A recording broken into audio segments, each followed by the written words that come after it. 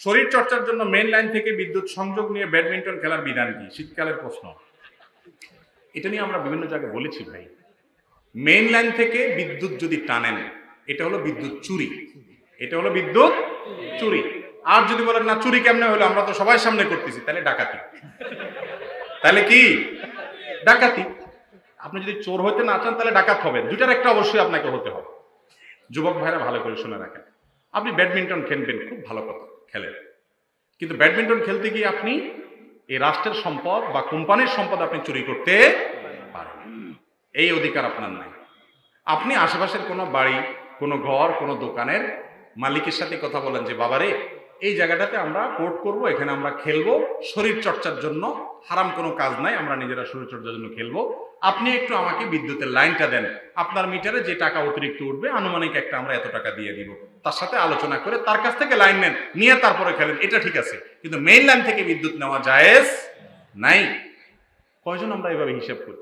কিয়ামতের দিন যখন ধরা পড়বেন ভাই, তখন বুঝবেন কত মানুষ বাদী হয়ে দাঁড়াইছে। হ্যাঁ, অমুকের বিদ্যুৎ চুরি করেছেন, অমুক থেকে অমুকটা নিয়েছেন অন্যায়ভাবে। আবার যুবকরা তো এলাকা, তাদের তো পাওয়ার অন্যরকম, তারা নিজেদেরকে মানে এক একজনকে বড় বীর বাহাদুর মনে করে, ধরাকে সরা মনে করে। তারুণ্যের এই বয়সটাতে ভাই শয়তান আপনাকে উস্কাবে। 5-7 বন্ধু মিলে পাশের বাড়িওয়ালার কাছে যাবেন যে হুজুর বলছে মেইন লাইনেরটা নেওয়া না যায়, থাক দরকার না মেইন লাইনেরটা। বলবে এই ভাই আপনার বাড়ি থেকে বিদ্যুৎ নিলাম, কোনো অসুবিধা আছে? বেচারা ভয়ের ঠেলায় এত পোলাবেন একসাথে, না না না বাবা কোনো অসুবিধা নেই, নাও বাবা নাও। কিন্তু মনে মনে বলে বেয়াদব, বিলকে দিবি। তো এটা কি জায়েজ হবে না? না জায়েজ হবে। যুবক ভাইরা হাসির কথা না, সিরিয়াসলি বলছি। কয়েক বন্ধু বান্ধব মিলে যখন আপনারা একটা কোট টোট করেন, অনেক সময় দেখা যায় আমরা অহংকারী হয়ে যাই, আমরা দাম্ভিকতা দেখাই। ভাইরে, যৌবনের এই গরম থাকবে না, একসময় বুড়ো হবেন, একসময় শক্তি ফুরিয়ে যাবে, তখন আপনার বিবেক আপনাকে দংশন করবে যে আমি অন্যায়ভাবে অমুকের বিদ্যুৎটা ব্যবহার করেছি। আপনি তাকে টাকা দিয়ে দেন, সে যদি একান্ত সন্তুষ্ট হয়ে বিনয়ের সাথে বলেন এবং সে যদি আপনাকে দেয়, ভিন্ন কথা, আপনি খেতে পারেন, ব্যবহার করতে পারেন, সেটা আপনার জন্য জায়েজ হবে। কিন্তু আপনি দাপট দেখায়া 5-7 বন্ধু মিলায়া দোকানদারে বললেন এই দোকানদার ভাই আমরা বিদ্যুৎ দিলাম, কোনো অসুবিধা আছে? আপনার ভাব দেখে, বডি ল্যাঙ্গুয়েজ দেখে দোকানদার বেচারা বলে না না না ভাই কি যে বলেন, কিসে অসুবিধা আছে, আরে নেন নেন, আর সরে গেছেন। আর এবার গালি দিচ্ছে যে এমনি ব্যবসা বাণিজ্য নাই, করোনার কারণে মরার উপরে খোড়ার গা মারতে এসেছ তোরা। এরকম বলবে কি বলবে না? মনে রাখবেন, কোনো মানুষকে অন্যায়ভাবে তার সম্পদ ভোগ করবেন না ভাই। সময় ফুরিয়ে যাবে, যৌবন শেষ হয়ে যাবে, আপনার এই আদর্শিক অসততা, আপনার এই অনৈতিক কাজ, আপনার এই অন্যায় কাজ, এটার কারণে আখিরাতের শাস্তি তো পরে, দুনিয়াতে আপনার বিবেক আপনাকে দংশন করবে যে আমি অন্যায় করেছি। এমনও হতে পারে ওই লোককে আপনি খুঁজে পাবেন না, সে মারা গেছে। তো এর দায় আপনাকে কিয়ামতের দিন বহন করতে হবে। আল্লাহ আমাদেরকে সৎভাবে জীবনযাপন করার তৌফিক দান করুন। ইসলাম বিনোদনের কথা বলেছে, আপনি বিনোদন করেন, হাসি তামাশা করেন, অবৈধভাবে না, আপনার নৈতিক জায়গাটা ভিতরে যেন মজবুত থাকে। যুবক, সৎ মানুষের এই সমাজে অভাব, অসৎ 2 নম্বর মাস্তান গর্দব বেয়াদব যুবকের অভাব নাই এই সমাজে, বহুত আছে। আপনি একটু ভিন্ন যুবক হন, যে যুবক নীতিবান হবে, আদর্শবান হবে, স্মার্ট হবে, আল্লাহর ভয় থাকবে, সৎ থাকবে। আল্লাহ আমাদের যুবকদেরকে সেরকম মানুষ হওয়ার তৌফিক দান করুন। চেষ্টা করবো না ইনশাআল্লাহ আমরা। তাফসীরুল কুরআন মাহফিলে অতিরিক্ত হাসাহাসি বা মজা করা একজন বক্তার জন্য কতটুকু বৈধ? মোটেও ভালো কাজ না।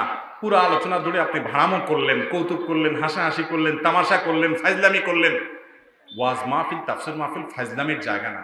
আমার নবী করিম সাল্লাল্লাহু আলাইহি ওয়াসাল্লাম মানুষকে যখন নসিহত করতেন, ওয়াজ করতেন, তার চেহারা লাল হতো, সিরিয়াস কথা বলতেন, সিরিয়াস মোডে থাকতেন। দুষ্টমির সময় দুষ্টমি। ওয়াজ মাহফিলে ইচ্ছাকৃতভাবে, পরিকল্পিতভাবে মানুষ হাসানো এবং দুষ্টমি করা, এটা একজন আদর্শ বক্তার, আদর্শ কোনো আলেমের কাজ হতে পারে। এটা একজন ভাড়ামো করে, একজন কৌতুক করে এমন মানুষ হতে পারে। এটা কোনো ম্যাগাজিন অনুষ্ঠান না, এটা সিরিয়াস অনুষ্ঠান, মানুষকে জান্নাতের পথ দেখানোর জন্য। হ্যাঁ, কথার মধ্যে কোনো একটা কথা আসছে যেটাতে হাসি উদ্রেক হয়েছে, সেটা ভিন্ন বিষয়। পরিকল্পিতভাবে হাসাহাসি করা, এটা কোনো আলেমের শান হতে পারে না। বিবাহের জন্য কাউকে নির্দিষ্ট করে রাখা বা সময়ের পূর্বে ওয়াদাবদ্ধ হয়ে থাকা কতটুকু বৈধ? বিবাহের পূর্বে কাউকে নির্দিষ্ট করে রাখলেন যে অমুকের সাথে আমার কি হলো, আপনার বিয়ে হবে, যেটা আমাদের দেশে বলে এঙ্গেজ, না এঙ্গেজ করে রাখা। এটা যদি এমন হয় যে ঠিক আছে আগ্রহ অনুষ্ঠানটা নিকট ভবিষ্যতে হবে, ঠিকঠাক হবে, এর মধ্যে কোনো ইটিস পিটিস হবে না, কোনো যোগাযোগ হবে না, হারাম কোনো সম্পর্ক হবে না, আজে বাজে কোনো আলাপ সালাপ হবে না, যার যার মতো শেষে সেট হয়ে থাকলো, এটা জায়েজ আছে নির্দিষ্ট সময়ের জন্য। কিন্তু যেটা হয় এই জাতীয় এঙ্গেজের মাধ্যমে হারাম সম্পর্কের রাস্তা খোলে। আগদ অনুষ্ঠান হওয়ার আগ পর্যন্ত, বিবাহের প্রস্তাব এবং কবুল হওয়ার আগ পর্যন্ত কি হয় না, তারা স্বামী স্ত্রী হয় না। যার কারণে স্বামী স্ত্রী সুলভ যদি যোগাযোগ করে সেটা কি হবে না, জায়েজ হবে না। পরকীয়া থেকে বাঁচার জন্য একাধিক স্ত্রী গ্রহণ করা যাবে কিনা? যদি কেউ একাধিক স্ত্রী গ্রহণ করার মতো শারীরিক ক্ষমতা থাকে, অর্থনৈতিক ক্ষমতা থাকে এবং বিয়ে করার পরে স্ত্রীদের প্রতি তিনি ইনসাফ করবেন, একজনের প্রতি বেশি টানবেন, একজনের কাছে যাবেনই না, একদম এরকম হবে না, এতটুকু আত্মবিশ্বাস তার নিজের প্রতি নিজের থাকে, তাহলে তিনি দ্বিতীয় বিয়ে করতেই পারেন। এবং বিশেষ করে দ্বিতীয় বিয়ে না করলে তিনি পরকীয়া লিপ্ত হয়ে যাচ্ছেন, এরকম যদি হয়, তার প্রথম স্ত্রীর কোনো দুর্বলতা থাকে, তাহলে তো অবশ্যই তিনি দ্বিতীয় বিয়ে করতে পারবেন এবং প্রথম স্ত্রীর সেখানে কোনো প্রকার বাধা হয়ে দাঁড়ানো উচিত না। কিন্তু কথা হলো, যদি এমন হয় যে প্রথম বিয়ে করছেন, প্রথম স্ত্রীর কোনো ত্রুটি নেই, তারপরও আপনি অন্য মহিলা দেখে আপনি তার সাথে হারাম সম্পর্ক তৈরি করার বদভ্যাস তৈরি থাকে, তাহলে দ্বিতীয় কেন চতুর্থ বিয়ে করার পরে এই বদভ্যাস দূর হবে না। এটার জন্য আপনাকে তওবা করতে হবে, চরিত্রটাকে সংশোধন করতে হবে। জাযাকুমুল্লাহ খাইর। কবরে মৃত ব্যক্তিকে রাখার দোয়া কি? কবরে মৃত ব্যক্তিকে রাখার দোয়া হলো বিসমিল্লাহি ওয়া আলা মিল্লাতি রাসূলিল্লাহ অথবা বিসমিল্লাহি ওয়া আলা সুন্নাতি রাসূলিল্লাহ, মানে আল্লাহর নামে এবং আল্লাহ রাসূলের সুন্নাত অনুসারে আমি এই ব্যক্তিকে, লাশকে কবরে রাখলাম। এটা হলো সুন্নাত। আমাদের দেশে একটা দোয়ার কথা বলা হয়, সেটা কোরআনে কারীমের আয়াত, মিনহা খালাকনাকুম ওয়া ফিহা নুঈদুকুম ওয়া মিনহা নুখরিজুকুম তারাতান উখরা। বিশুদ্ধ কোনো হাদিস দ্বারা এটা কবরে রাখার সময় এই দোয়াটা পড়াটা প্রমাণিত নয়। প্রমাণিত আছে কোনটা? বিসমিল্লাহি ওয়া আলা মিল্লাতি রাসূলিল্লাহ বা সুন্নাতি রাসূল। শহীদের রক্তের থেকে উত্তম, কথাটা কি সঠিক? না ভাই, এটা সঠিক বলতে এটাকে হাদিস মনে করা সঠিক নয় এবং এটা আসলে সঠিকও না। জ্ঞান অর্জন করা, ইলম অর্জন করা, কোরআন হাদিসের নলেজ অর্জন করা, এটা অনেক ভালো কাজ। এই ভালো কাজের কথা কোরআন হাদিসে অনেক ভাবে বলা আছে। আল্লাহ বলেছেন, যারা জানে যারা জানে না তারা কি সমান হতে পারে? কুল হাল ইসতাবিল্লাহি আলামাল্লাযিনা লা ইয়ালামুন। আল্লাহ তাআলা জ্ঞানের ব্যাপারে, ইলম অর্জন করে অনেক গুরুত্ব আরোপ করেছে। ইসলামের প্রথম নির্দেশ ইকরা, পড়ো। কিন্তু এর মানে এই না যে বানোয়াট কথা বলতে হবে। ইলম শিক্ষার জন্য সুদূর চীন দেশে হইলেও যাও আল হাদিস, না, এটা জাল হাদিস।